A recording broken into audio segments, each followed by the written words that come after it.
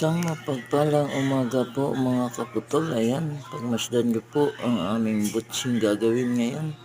Hilaw pa po yan. Yan pa po yung nasa labadora pa lang.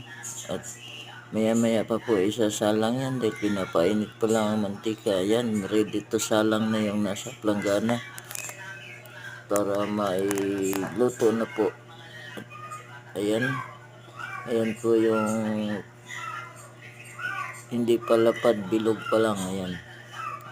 Bago lahat, isang mapagpalang umaga po sa aking mga followers, viewers, Luzon, Visayas at Mindanao, at sa aking mga kaibigan. Pakipollow niyo po ang aking Facebook, mag-subscribe kayo sa aking YouTube channel, nang sa ganun po ay tumaas ang ating bilang, at suportahan niyo rin ang aking TikTok account. Yun lang po, maraming salamat.